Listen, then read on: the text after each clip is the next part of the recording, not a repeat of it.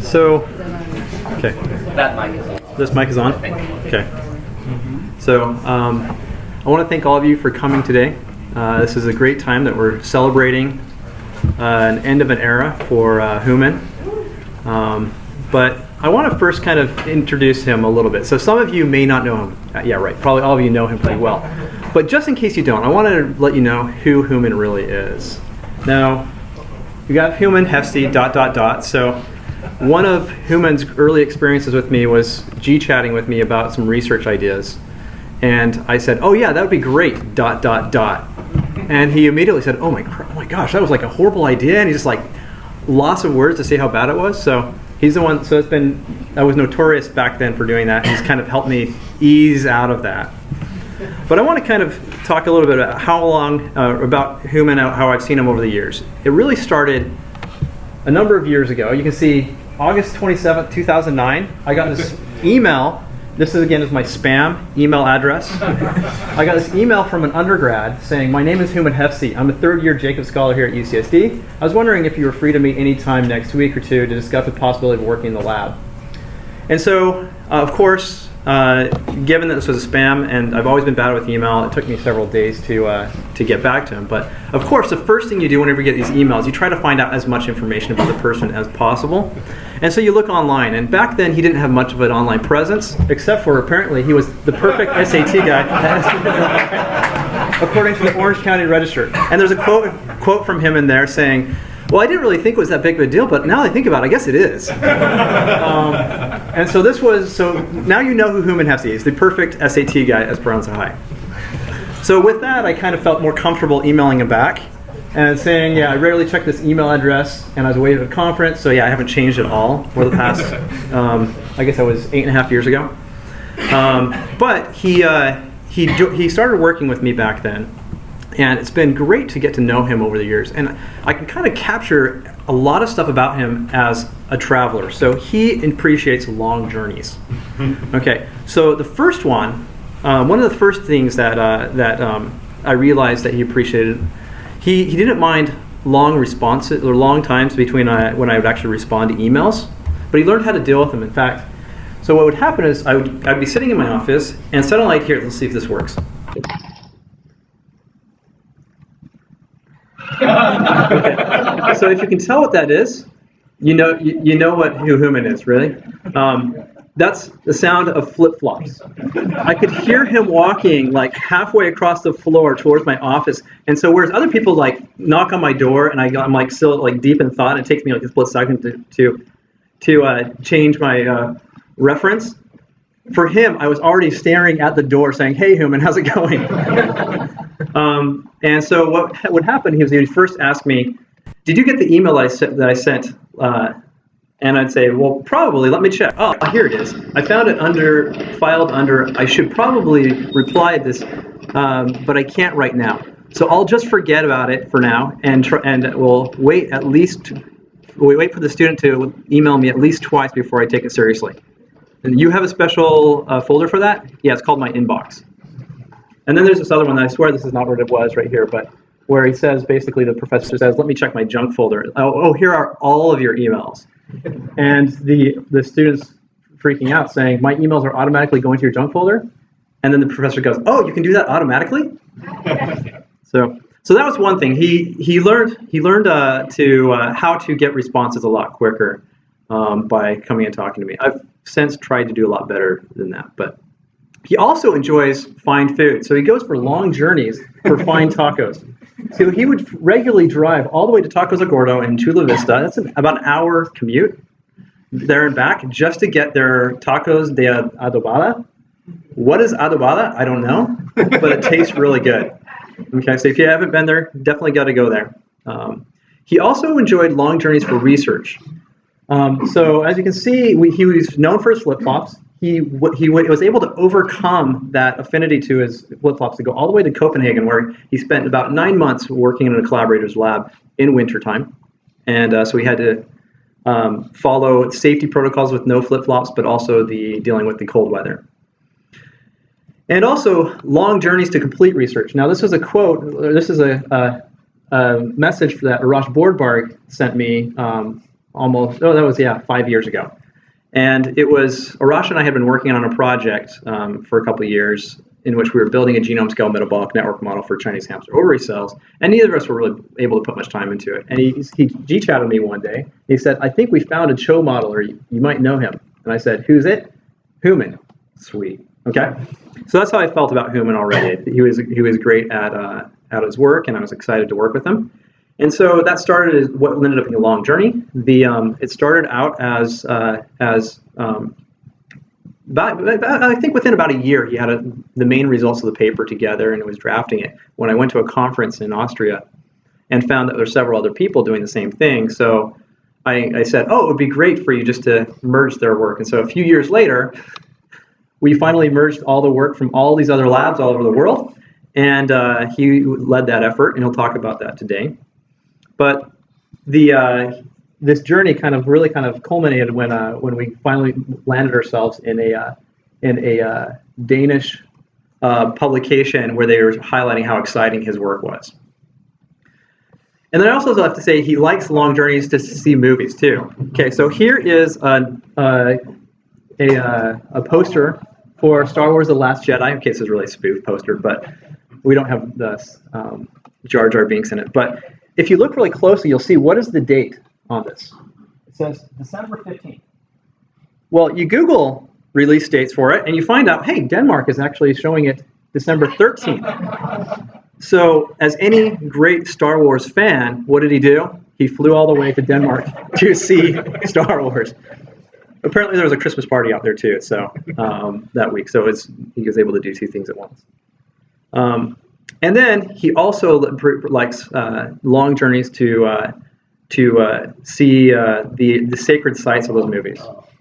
So if you remember at the end of episode 7, you have Rey meeting Luke, and they're on this island. Well, that island really exists. Of course, they had to shoot it somewhere, but it really exists, and it's off the coast of Ireland. And so what did he do, like any great fan? He flew all the way out here. Okay, he was already in Europe for a conference, but he flew all the way up to Ireland, drove about 400 kilometers to go see it. And how was it? Well, he was anticipating walking up the staircase, that journey for that wonderful experience, when here's the message. Star Wars Island Tour was canceled due to weather. And then I sent him a picture of Vader screaming out no, if you've seen that horrible clip from episode 3. And then he says, I literally drove 400 kilometers just to sleep and drive 400 kilometers back. And so there's some horrible Star Wars references after that, so you can read it real quick if you want. But fortunately, so I emailed him back a little bit later about a meeting that we were having, and he was going to be joining by Skype. He said, I might be around. It's a semi-recovery day for me. And I said, recovery from the sad trip to Ireland or recovery from the subsequent drowning your sorrows in Germany? And he said, why can't it be both? And because apparently Oktoberfest was ongoing too. And so he went out there and made the trip to deal with his sorrows. So just as a final thing, typically you let people open up gifts on their own time. But I want you to open this up right now. This is a gift for you to kind of make up for these challenging long journeys that you've dealt with.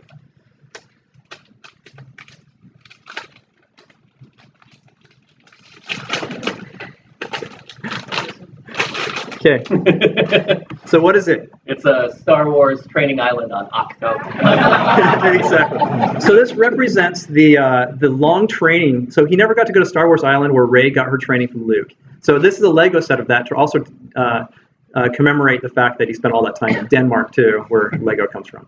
So I think that I'll pass it over to him now and let him kind of show the great work he's done over the past several years with my group. So I can't just make this for like 10 minutes.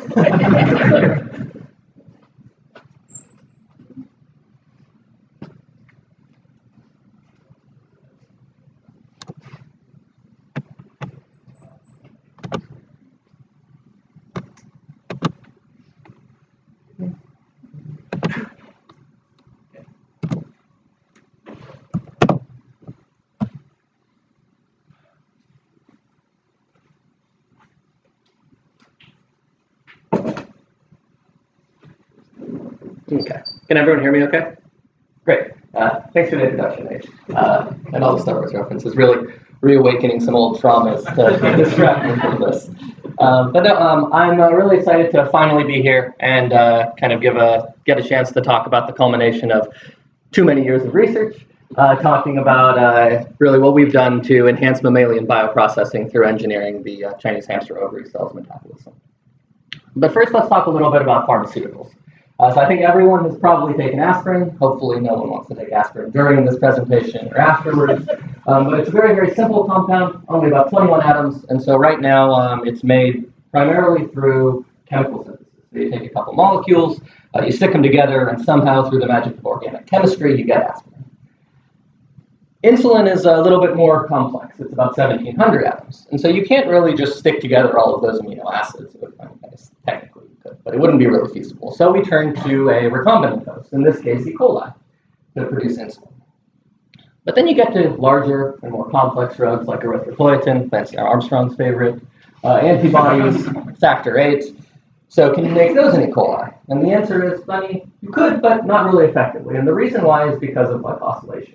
So these compounds right here have sugar molecules that are attached to them that are critical to their function and efficacy. And so as a result, we make these in mammalian cells because they actually glycosylate. And so this is one of 4 photos of hamsters in this presentation. And so if you actually look at the top 10 pharmaceuticals, mammalian recombinantly produced proteins are very well represented there. You can see that I believe 6 out of the top 10 are produced in mammalian cells. And out of the mammalian cells, the vast majority of those compounds are actually made in the Chinese hamster ovary cell. Now, I know if you're anything like me, you're asking, why CHO, right? It seems really random. Why not a different type of hamster cell, or a mouse, or a rat, or something else? And they're honestly a little bit of a superstar in the field. And there's really 4 reasons.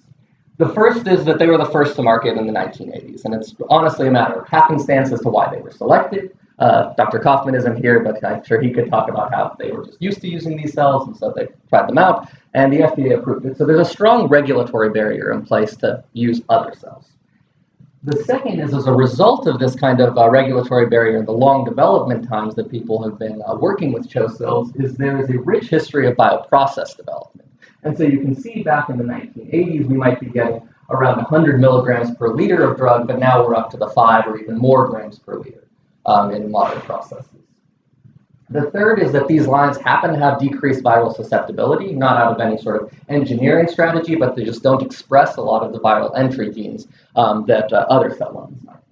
And the fourth is, compared to other non-human mammalian cell lines, there are fewer immunogenicity concerns. They don't express this wonderful new 5GC, which I like to just call blue diamonds because glycosylation is not my area of specialty. But humans don't like seeing those residues or those sugars, and other mammalian species do produce them, while CHO has a low or non-existent expression.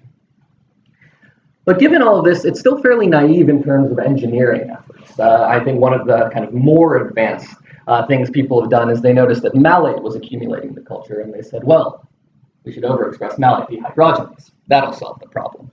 But beyond that, not really much has been done. And the reason why is CHO is honestly a biological factory.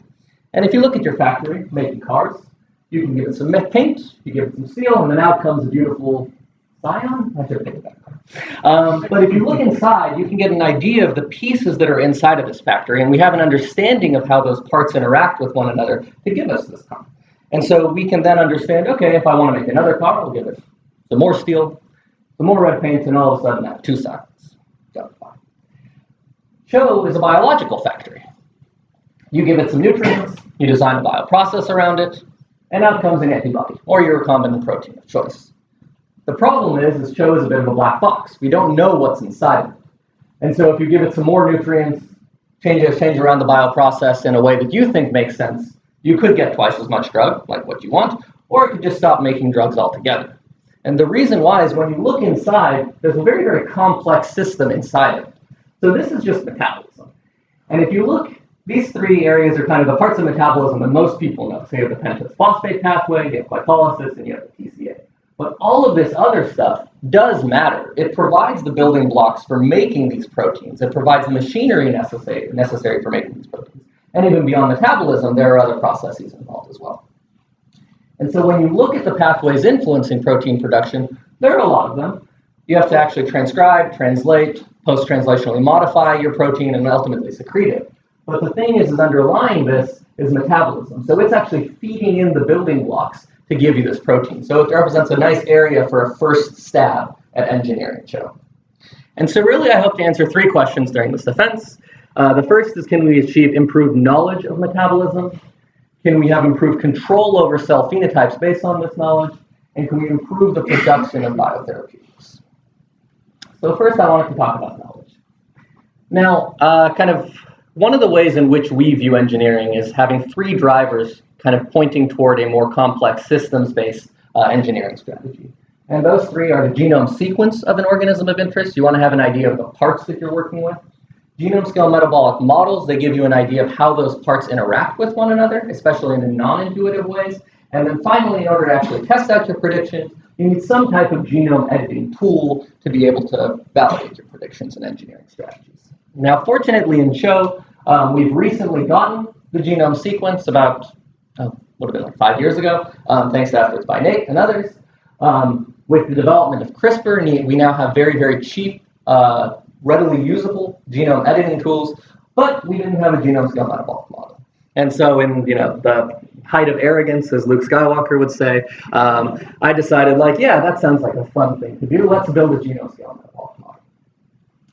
But let's talk about modeling metabolism. So remember, metabolism is very, very complex. There's thousands of metabolic enzymes, and we don't really have the best idea about how a lot of them work. Information is very, very incomplete. If I asked you what the glutamate 5-semi-aldehyde dehydrogenase KCAT was, you probably wouldn't know. Maybe you know for human if you're very into that, but not for the Chinese hamster. And you also don't have internal metabolite levels, the determinants of how the metabolic network actually cycles flux through reactions. But what do we know? What do we have an actual good idea about in terms of metabolism? Well, we have an okay understanding of how genes code for proteins and how those proteins kind of function together to catalyze metabolic reactions.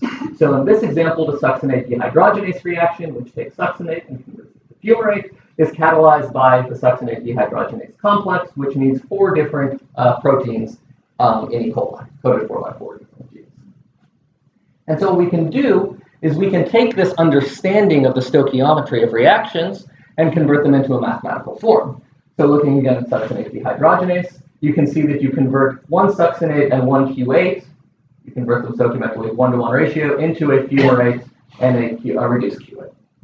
And so if you look at how the flux through that reaction associated with the metabolite ratios, multiplying them together gives you an idea of how these metabolites change in terms of concentration. So as you go through the reaction, you'll consume 1 succinate and 1 Q8, and you'll produce 1 fumarate and 1 Q8H2 in stoichiometrically positive values. And so if you expand this to occur on the genome level, now all of a sudden you have a stoichiometric matrix S and then a flux matrix V that is equal to your rate of change of metabolites. And so in this way, we can take the knowledge that we do have about these, metabolism and convert it into a computable form. But that's not quite enough. So with constraint-based modeling, we can take these models and query them and interrogate them. And really, we're trying to answer some, at least to start off with, simple questions. So what are the cells trying to do? What do we think their objective is? Things like growth. Biomass. The biomass reaction is the way that we kind of simulate growth production. So if you imagine the metabolic network here, it produces biomass precursors, like lipids, that then go into the membrane. It produces deoxynucleotides that are the components of DNA. And all of that is used by the cell to divide and make a new cell. And we can model that computationally. We also can take information about the constraints that we do have about the system. Things like reaction reversibility, things like measured uptake and secretion rates in the media. So we know that the cell is taking up a certain amount of glucose and secreting a certain amount of lactate. That tells us things about what reactions are necessarily have to be on and off. And finally, the last thing we do is we assume steady state because we don't have an idea of how the metabolite concentrations are changing internally. And so this is the only mathematical equation of the whole presentation. Our ultimate kind of formulation of the problem might be something like maximize your biomass reaction, so grow as fast as you can while your stoichiometric matrix has your flux matrix. You don't have any accumulation or depletion of internal metabolites, subject to any constraints that you might have in terms of uptake and secretion rates. And so we decided to go through and do this with Joe. And as Nate touched upon, we started doing this kind of internally at UCSD, and then Nate found out that other people were working on this. And so then we launched into an effort working with all of these other groups that turned into a very long affair, but not altogether unenjoyable. And we we took the 3 genome scale reconstructions that existed between our group and others, and then we tried to combine them into a consensus community one. So the first thing we did is we needed to figure out how are we going to go about doing this? How are we going to take those 3 models, 1, get a good model out of it, and 2, not just completely reinvent the wheel and start from scratch. So what we did is we took 2 human metabolic reconstructions that are high quality, that have been curated and vetted over the years, and we generated consistent GPRs off of them, reflecting kind of up-to-date biochemical knowledge about these reactions. So as new information was available about some reactions, we updated the GPRs to reflect that. We then took those gene-protein reaction associations, and we converted them into one specific for the Chinese hamster, because we wanted to get it to be organism specific. We then took those gene-protein reaction associations and then looked at how they correlated to the ones that we saw in these different models. And we looked through and manually went through all of the reactions where there was any sort of doubt about the content of these associations, and went through and decided, what was the correct GPR. And in the end, we got this community Chrysellus griseus, which is the Chinese hamster's Latin name, metabolic reconstruction. Unfortunately, we weren't quite done there.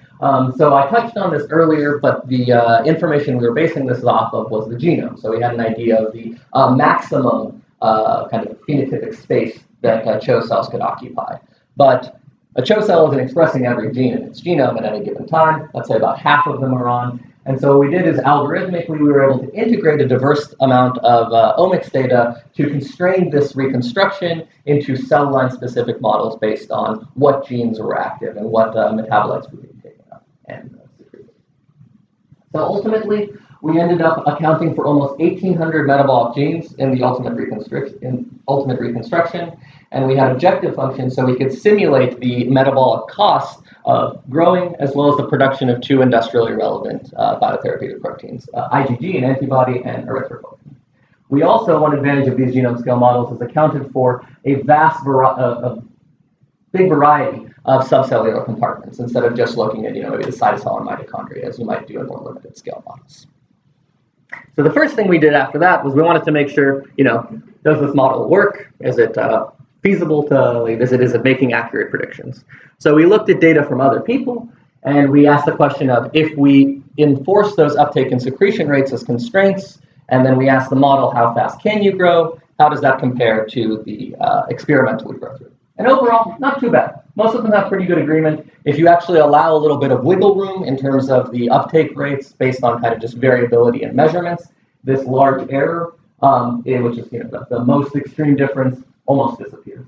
But overall, as a first pass, this was great. And especially in mammalian cell, where you end up with having to measure 13, 14 different uptake rates because of the increased amount of essential nutrients, we were happy with the results. But, this is kind of trivial. We wanted to ask a kind of scientifically interesting question. And there we looked at resource utilization. Now, when you're doing engineering of microbial species to make, just simple small molecules, you can oftentimes kind of trick the cells into producing these compounds by making it so that if they want to grow, they have to put flux into the production pathway of the compound of interest. So why don't we do that in CHO? The problem has to do with the nature of the product. So we want these CHO cells to be making proteins, which is really the largest constituent of cell mass. And so when you ask the cell to produce more protein, all else being equal, they're going to have to grow slower, because they're diverting resources into making your protein instead of the protein machinery that they need to grow, replicate, etc. And so this resource trade-off is a lot more direct in CHO and kind of makes some of the more traditional engineering efforts not as applicable. So what industry has done is they've tried a lot of different things to try and shift resources into protein production. And honestly, a lot of them have worked. You've been able to increase your protein production via a lot of bioprocess modifications. But the question is are they efficient? Are they effective in actually efficiently shifting resources into protein production so you're not kind of wasting resources? So what we did is we took a bunch of different papers where there were experimentally measured growth and protein production rates before and after some type of perturbation, either to the bioprocess or to the cells themselves. We found feasible uptake rates for glucose and amino acids that permitted growth and protein production at exactly those rates. And then in a variety of ways, we queried what happened if you decrease the growth rate to what was observed after the perturbation. So the first thing we saw is if you look at this rainbow region, it's kind of the area of what I like to call optimal resource utilization. So if you put all of your resources toward growth, then you'd be growing and you wouldn't be making any protein. Kind of correspondingly, way over here somewhere, if you weren't growing at all, that's where you'd be able to make the most protein. Everything in between, there's an area where you're using your resources optimally for growth and protein production, and you're not able to grow any faster or produce any more protein. So we looked at a bunch of different bioprocess and engineering strategies and saw where do they fall on this kind of scale. So these 5 guys right here are cases where sodium butyrate was added to the medium. Now, sodium butyrate increases protein production by just kind of hyperactivating transcription in a non-specific manner. And you can see that, kind of unsurprisingly, there's a decrease in your growth rate because the cell's kind of going haywire. But you're not really approaching this region of optimal behavior. Again, probably unsurprising because your resources are not being kind of rationally directed into anything and just upregulate everything and kind of hope you get something useful. This black bar right here is overexpression of 3 different proteins in the secretory pathway. And you can see that there is a decrease in growth. Again, unsurprising, they are making more protein. But you're able to approach and maybe even get into this area of optimal behavior, kind of pointing to rational engineering as a feasible strategy as opposed to these non-specific bioprocess strategies. The second thing, and this is kind of a parallel approach, is looking at what happens when you just look at the maximum predicted protein production rate at this lower growth rate compared to what you're actually seeing. So 3 or 4 things I want to draw your eyes to. The first is right here. You can see that as you increase your sodium butyrate concentration, the cells are behaving less and less efficiently. You can somewhat ameliorate that effect by overexpressing an anti-apoptotic protein, but not completely. Again, the secretory pathway engineered line is the best performer. And one final interesting thing is if you look at a temperature shift, where people shift to probably about 33 degrees after the cells have been able to grow for a bit, to shift the cells toward protein production, you're not actually making all that efficient use of your resources. And we think this might be because there's a little bit of a double hit there. So you have all the regulatory effects kind of shifting them away from growth, which frees up resources for protein production, but then you also have decreased enzyme activity at that lower temperature. So in summary, we've been able to kind of take a peek inside of this black box and get an idea of the parts and how they interact with one another. The great thing about genome scale models is there's a rich kind of wealth of methods that have been developed in this field that can be applied to modeling and analyzing data for CHO cells. For example, just to highlight a few things, it permits the integration of high throughput data, so you can look at how your gene expression kind of correlates with different pathways. Are there pathways that are perturbed when you wouldn't expect them to be? And ultimately, and I think this is their greatest strength, is you can look at how your simulation of what optimal behavior is differs from what the cells are actually doing. And in that way, you kind of tease out what are engineering targets that might be able to be effective in forcing your cells into the phenotype you want, whether that be growing more or producing more. Next, I wanted to talk about control about metabolism, control about really the phenotype of CHO cells and getting them into something more amenable to what we would like. But let's talk a little bit about the Warburg effect. So this is a very ubiquitous phenotype. It was discovered in the 1920s. It seems to be present in almost all proliferative mammalian cells. It was first discovered in cancer, which is why it's really a hot topic. And what Otto Warburg saw is that when these cells were dividing, they were taking up a lot of glucose. And it seemed like not all of it could be put into the TCA cycle. And so even in the presence of oxygen, you had the production of lactate. Now, it's not really that simple. Going from this kind of normal cellular state where you're just going a little bit of flux through glycolysis into the TCA and oxidative phosphorylation, the shift into this proliferative cell where you have highly upregulated flux and then production of lactate. There's a lot of regulation kind of underlying this phenotype. But at its root, it's really the aerobic production of lactate that occurs. Now, it's heavily studied, largely as a result of kind of being this hallmark of cancer. 20,000 papers over up until 2015. But we still don't really have a great idea about why it happens. There's been a lot of theories. Maybe it's the rapid ATP synthesis by upregulating glycolysis a lot. You might need it for biosynthetic precursors that are kind of dropping off of the glycolytic pathway, or more complex things like altering the tumor microenvironment or cell signal. But we still don't really have a great idea of which one of these reasons it is, or if it's something completely different. Now, CHO is no different. It's a proliferating mammalian cell, and so you can see that as the cells grow, they will consume glucose, and then they'll produce lactate. And the problem is, lactate is an acid, and lactic acid is an acid. And so as lactate accumulates in the media, you can see that you actually decrease the growth rate of your cells. And that's not something that you want to have occur because these cells need to be making proteins. So what industry has done is they've kind of dealt with the acidification of the media by adding in base to increase the pH. But eventually, the increased addition of base increases the osmolality of the media, which in turn also suppresses growth. So as a result, there have been a lot of efforts to try and control lactate secretion. People have looked at controlling glucose feeding, silencing genes around the kind of undesirable phenotype, adding in some kind of alternative pathways to consume lactate. A lot of different efforts have been tried, but none of them has been really completely successful in eliminating lactate secretion.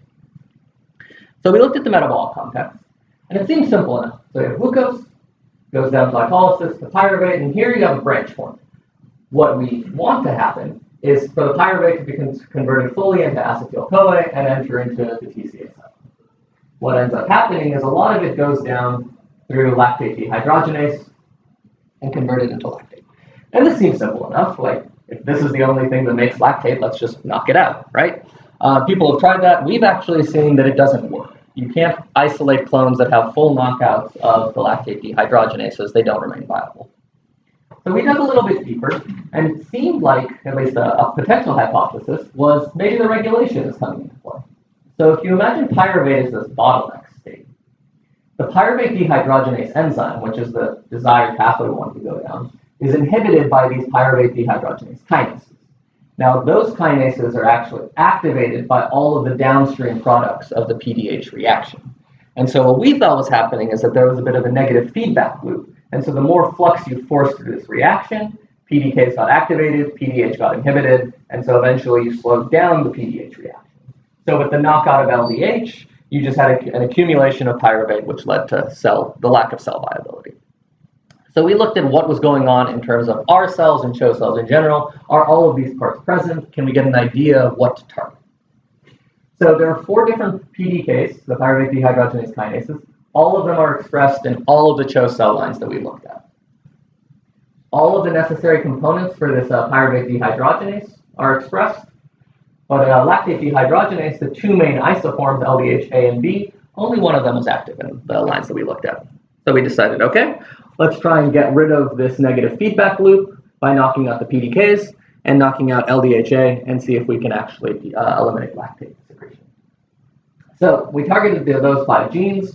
We took our wild-type CHO-S cell line, used CRISPR-Cas9 to target all of those genes, and then we ended up getting this transfected pool. We single-cell sorted out, I think, a couple hundred clones, and then sequenced to see if there were frame shift insertions or deletions in those gene sequences. And so in the end, we isolated probably about 24 cells that had a knockout of LDHA, and then knockouts in one or more of these pyruvate dehydrogenase kinases that we're producing zero lactate, and we're not producing any recombinant protein.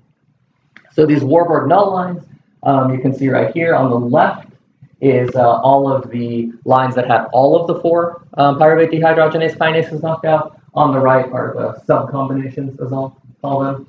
So lactate or LDHA was completely eliminated. Same thing for the subcombination clones. We see a huge decrease in the LDH activity down to below 2% of the wild type. And the thing that made me the happiest around Christmas time many years ago was they weren't making any lactate. There was no detectable lactate when they were measuring how much lactate was being produced, compared to about almost 30 millimolar in the wild type in batch. And so we called this CHO cell line, making zero lactate, CHO Zila. I did not dress up this hamster. There's someone else out there that has way more time than I do. But it's a cute hamster, right? We then actually went in and looked at how much, so we were using this one specific machine to measure lactate levels. We went in and used more sensitive methods. And it looks like at the end you get something like sub-millimolar concentrations of lactate as a maximum level, either due to some sort of non-specific activity or possibly because of LDHC, which normally runs in the reverse direction, kind of reaching a high enough pyruvate level to run in the lactate producing level. But we were happy with this because the lactate levels that we were seeing were well below any sort of toxic or growth inhibiting level. So we took these lines and we grew them in batch, which just means kind of toss the cells into culture, don't feed them any nutrients afterwards, and just measure their growth and see what happens. So we saw two interesting things. The first is that all of the knockout cells, regardless of how many PDKs were knocked out, grew. There was no kind of effect on the growth rate of these cells. And also, the more PDKs that you knocked out, the better your growth rate was. The second thing was that all of the lines with the Warburg effect eliminated displayed severely decreased glucose uptake. Probably not all that surprising because you don't have the lactate secretion anymore, so now there's less of a need for glucose. But it was interesting to see that that was the mechanism in which they were able to deal with not having lactate secretion. They didn't just redivert the glucose into another pathway, they just stopped taking it out. So we then took two of these lines, these ones with all the PDKs knocked out due to their performance, and we put them into a fed batch process, which is really what they would be seeing in an industrial setting where you grow them up in a controlled, pH-controlled environment, and then feed them nutrients over time to kind of prolong the growth phase. Now, down here you can see the results for two different clones. The blue line here is the amount of base that was needed to be added to the media to be able to control the acidification. And you can see that the wild type required base addition in both cases, while the knockouts required none or next to none. And we kind of saw that reflected in the growth profile. So there's two interesting things.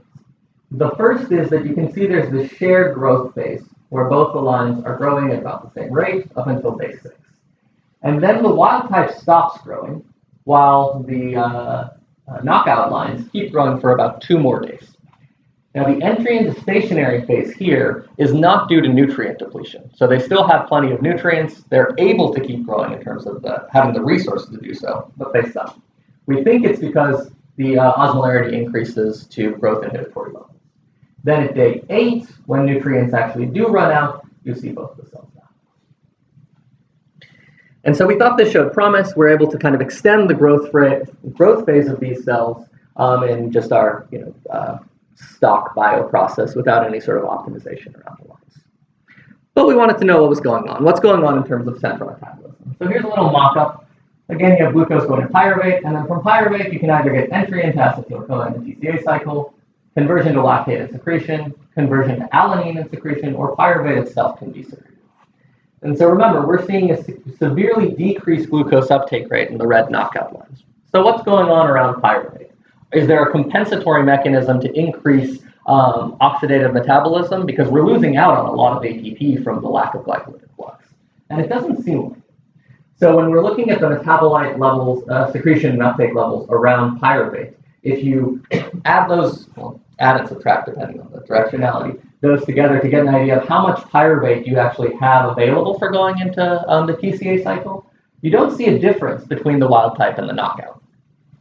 We then actually went in and measured the oxygen uptake rate for these lines, and there was no change. So there was no increase in oxygen consumption to kind of make up for the ATP that was lost. So why does it happen? We can start to reject some of these hypotheses at least. So we're not seeing any sort of, it's not needed for rapid ATP synthesis, or at least the rapid ATP synthesis is not necessary, because when we see this decreased glucose uptake rate, we're not getting an increased compensatory oxygen uptake rate to make more ATP. It's also not needed for biosynthesis because we're not seeing any type of effect on the growth rate of the cells. In fact, they're able to proliferate for longer. And so obviously there's a lot more work that needs to be done to explore kind of the biological questions around the Warburg effect.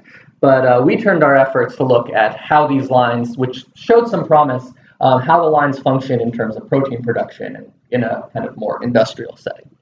So that turns to kind of the matter of production. So there's three guiding principles that I've kind of taken to heart in terms of engineering strategies that we're designing.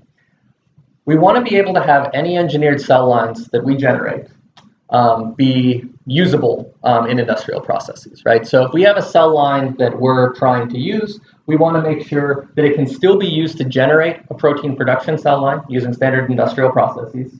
We want to ensure that there aren't any negative effects on the final product titer, because what's the point then? And finally, we want to make sure that the product quality is maintained as well. So let's talk about generating protein production cell line. The industrial cell line generation process relies heavily on co-transfection. And so this was based on patents by Richard Axel in the early 80s, where you introduce a selectable marker as well as your transgene into the cell. And then under selective pressure, you're able to isolate only the cells that actually took up the plasmid with your transgene and your selectable marker. Using amplification, you can then get clones that get cells that have lots of copies of this transgene and are making high amounts of protein. After all of this, you have to look at hundreds, thousands, tens of thousands of clones to find high producers, because this is a very random process. You're just hoping to get some good ones in the procedure that you're going through. You do stability testing on these lines. And so really, before you even start doing any sort of bioprocess optimization around these, you're looking at least 9 months. And so if you can't do this to the cells, then it's really a no-go.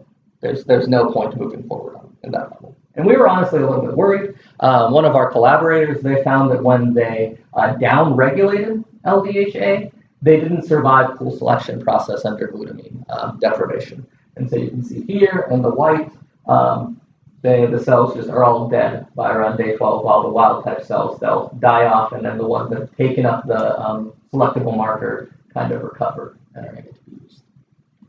So working with collaborators in Korea, we took our cell lines and subjected them to this same glutamine deprivation selection process, and we were very happy because the cell lines all recovered quite nicely. The recovery process was about the same. Something that was actually interesting, we found that the knockout cells grew better without glutamine than the wild type cells did in the same condition. That's just a little bit of a aside. And then at the end of this process, the pools from these 3 different knockout clones behaved the exact same as the wild type. Their growth rates were about the same. Product titers in the end were about the same, if not a little bit improved, but that might just be due to clonal variability. And so we're moving forward with this to kind of get an idea as you look at all of the distribution of protein production from these pools. How does that compare to the wild type? But at least they still remain viable for the protein production, for the generating a protein producing cell line. The next thing we looked at was final product titer. And really this is a function of 2 things, intensity and efficiency. So you can imagine you can increase your protein product by either increasing the amount of cells you have via your process intensity. So this IVCD is the integral of your viable cell density, which is an idea of how much cell time in terms of work you have, or your process or your cell efficiency, which is how much protein does each individual cell make. And this is usually talked about in like picograms per cell per day. And so if you remember, from the 80s. We went from maybe 3 million, 4 million cells per mil over 7 days, making 100 milligrams per liter, up to processes that will run for almost 2 weeks, if not longer. They're about an order of magnitude higher cell density, and now the product titer has increased to more than 5 grams per liter.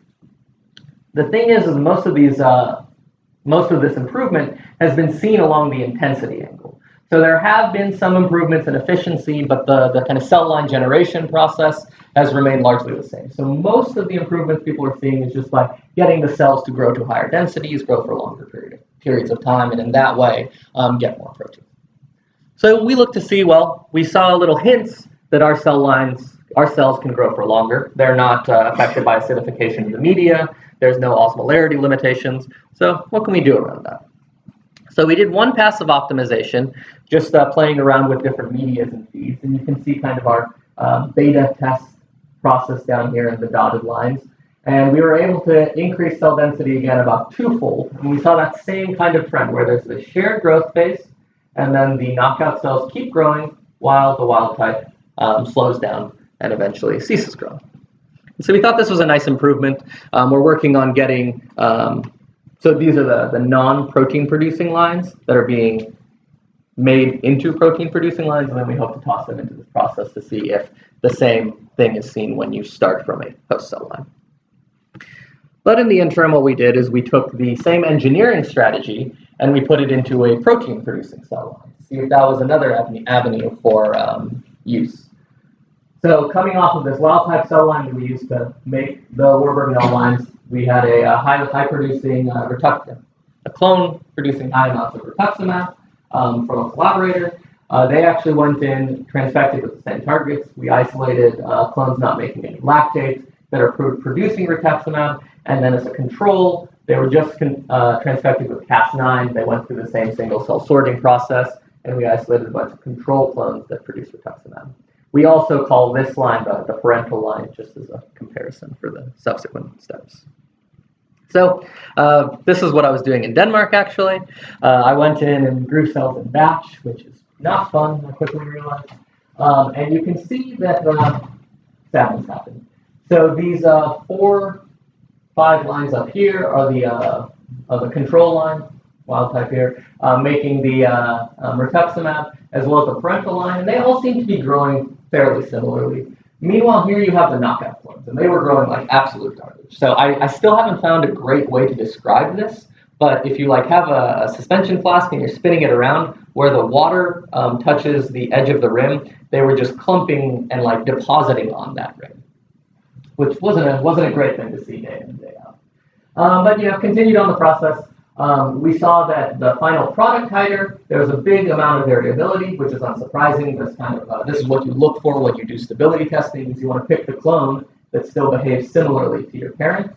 So we had one of the control lines behaving similarly, and we actually saw one of the knockout lines also producing kind of a good amount of protein, even though it wasn't growing very well. So before we gave up, we decided to kind of screen different types of media, see if this phenotype was locked in to the combination of protein production and not producing lactate, or if it was just kind of something specific to the process that we were using. So we screened 6 different types of media, and we found that actually the best performing media for all of the lines resulted in better growth for all of them. This kind of depressed growth rate for the knockout disappeared, and we actually saw increases in titer for all lines as well. So that was made me pretty happy. We took this line and then we kind of developed it into what would we call our version 1 of the bioprocess in fed batch. And we saw that when we took the best performing knockout clone, the best performing mock clone, as well as the parental line, and put them in fed batch, we saw a very similar trend as what we did before. So you have your knockout lines, again, growing for longer than the rest of the lines, and then this entry into stationary phase really isn't seen. You just see the death phase once nutrients are running out. When we looked at the product titer, we saw good things. So our knockout line had no difference compared to the parental line and showed significant improvements to the control line. The final thing we wanted to look at was product quality. I mean, we're playing around with central metabolism here. There's less glucose being taken up, so we were concerned that maybe sugar nucleotide levels would be altered and we'd be getting a worse sugar profile. And so remember, glycosylation is very species and protein specific. The reason that we're using these animal cell lines instead of something like yeast is because when a human sees something like this, it recognizes it as a non-self, right? And so there's really a desire to get the glyco profile as close to these human structures as possible. Specifically in terms of the IgG that we are making, these are the kind of dominant glycoforms that are made, and you can see the difference is the presence or absence of these galactoses on one or both of the branch arms. And just something that I found interesting was that when you look at kind of associations with what these different glycoforms are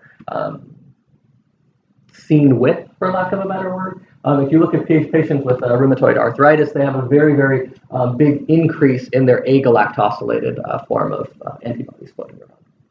So we looked at the glyco profiles of the antibodies coming off this process, and we actually saw increases in the galactosylated species for the knockout cell lines and decreases in the agalactosylated species, which is a desirable kind of outcome to see in terms of glycosylation on antibodies.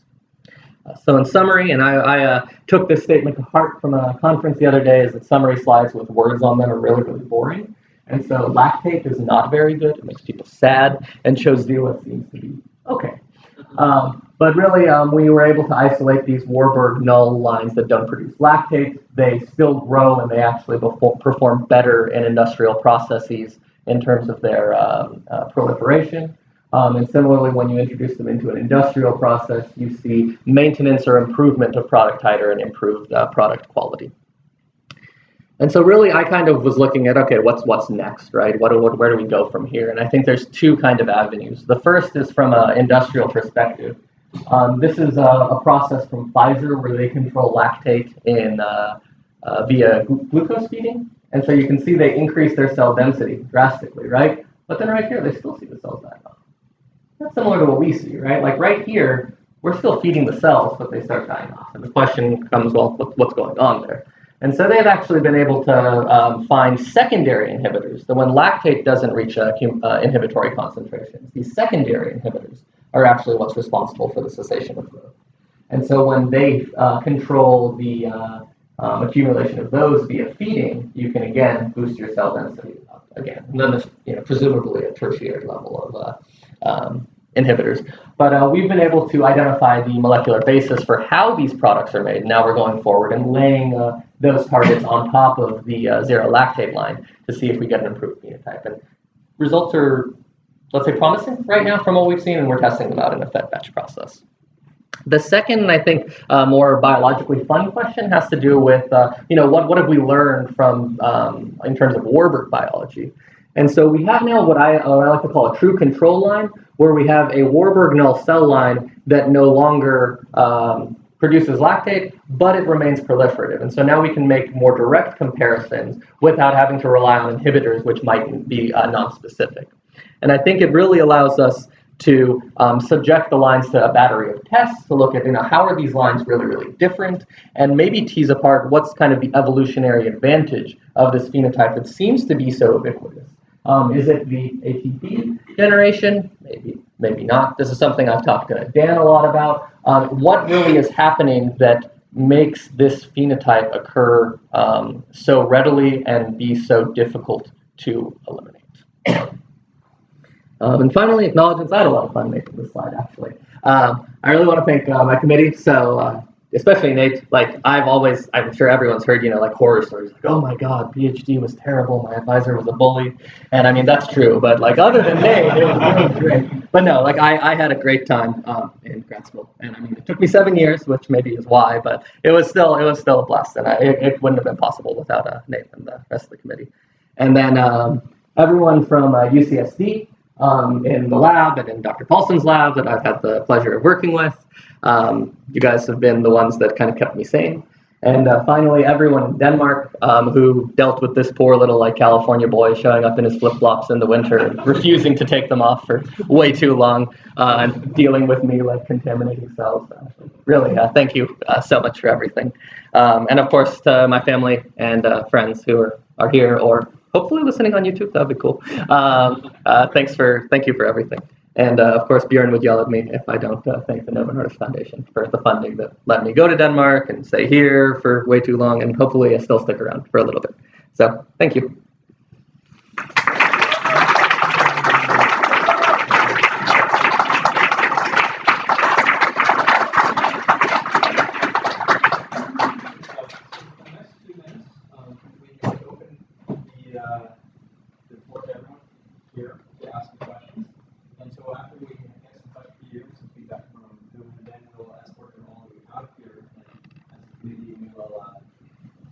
We will attack a barrage of questions.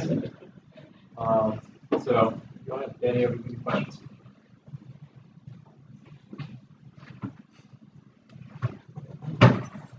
Hi, Dan.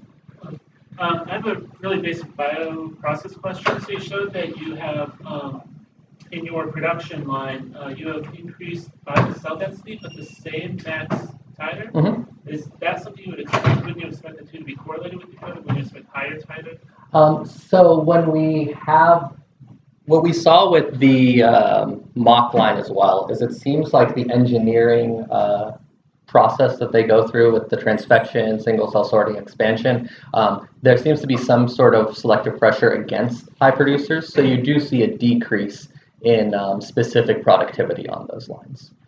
Whether that's something that just happened to occur in the clone that we picked, because we only had, I think we only looked at 2 different Warburg knockout protein producing lines, or if that's something that's ubiquitous across any type of engineering strategy, I'm not 100% sure.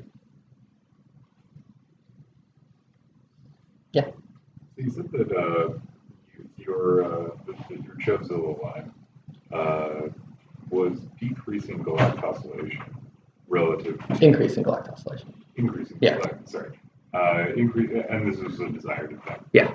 Relative to the line that included. The control and the parental. Yeah. Is that a surprising result? Why? Under what circumstances would that occur? So, I mean, I think it's really easy to, after the fact, kind of say, well, of course, these cell lines have a more efficient glucose metabolism, and so maybe they're able to kind of convert a little bit more glucose off to be converted to UDP galactose and then increase the galactosylation. But, I mean, I'd be lying if there was, I said, well, I knew for sure that it would make better more galactosylation or less galactosylation. It was just what happened. So it was a happy accident. Yeah. Well, congratulations. Yeah. It was about your approach that lets you get to this urolactate producer that previous studies had. So, I mean, I could paint like this crazy story about like long nights and reading literature, but really what it was I read a paper where they looked at inhibition of some of the PDKs and knockout of LDHA, and it didn't work. They looked at thousands of clones, and the best they found was they found one that had both copies of LDHA knocked out, but it had spontaneously gotten the third copy that's still functioning. And I just looked to see okay, well, how many PDKs are there? What's the regulation around it? And there's a fourth one that was active in their line. At least from the data that we've seen, it seems to be active in all of them, and so we just gave it a shot. There's a lot of kind of weird stuff around the phenotype that we see in terms of the oxidative flux that I'm still having trouble wrapping my head around with why our approach worked and theirs didn't work, right? Because we have no change in the PDH, the available pyruvate for TCA, and we have no change in our oxidative flux. And so then you'd imagine that whatever the wild type was doing in terms of oxidative metabolism was possible with PDKs present. But you can't eliminate lactate, or you can't knock out LDHA without eliminating the PDKs. And so the question is like, it seems like there's some secondary like regulatory effect where knocking out all of those decreases the glucose level enough to where the cell is okay with not having the LDHA out there. Yep. So it seems that the model predicts that CHO cells can make more protein than they actually do, right? Yeah. So my question is, what do you think are the major shortcomings of the model? What mechanisms do you think should be included in the model to sort of remedy this? I mean, so as long as I don't have to do that, I think that really so I think there's a few levels, right? I think the first bottleneck is going to be getting your gene expression level of your transgene high enough. And there's a lot of techniques in industry right now that do that great, right? Like if you put your gene in 1,000 times, then it's probably going to be high enough. After that, you have to have, the metabolic machinery necessary to make that protein. Great. You kind of select for that when you're doing the same process. I'm personally of the opinion that the bottleneck that kind of has the most promise for rational engineering is going to be in the secretory pathway, because if you think about a CHO cell, right, it's an ovarian cell that's it's kind of many decades ago purpose was secreting like hormones and other small molecules, and it's not really designed to produce complex peptides. And so even though the cell line generation process selects for cells that are able to do that, if you're able to get a base cell line that has improved secretory capacity, I think that's really the avenue of greatest improvement. So if there was a kind of a computational way to identify differences between the current state and what happens when you are a high producer, that would be great, because otherwise you're just like going in and blasting a radio with a shotgun.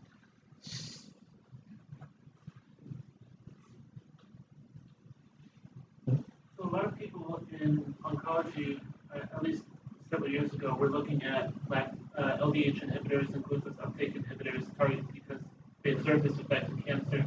And there's been some success there in various stages of trials. I don't know what the status of all those are. But I mean, you're suggesting that knocking out this phenotype doesn't necessarily have to inhibit growth. So do you think that those compounds could be successful because they're triggering these secondary mechanisms? Like, is this sort of like a false signal that this is a good approach? So I mean, I think there's two concerns with like the small molecules, right? Is one, you have potential off-target effects, but I think if you're just looking at like an LDHA inhibitor, then the effect, I mean, just push come to shove, I would think that it's real, because then it's more like when we tried to just knock out LDHA by itself, and then you have the pyruvate accumulating. You can't put everything through the TCA cycle, because it doesn't seem like eliminating LDH is sufficient to get the cells to decrease their glucose uptake enough so that they don't, explode. More questions? Let's give one more round of applause.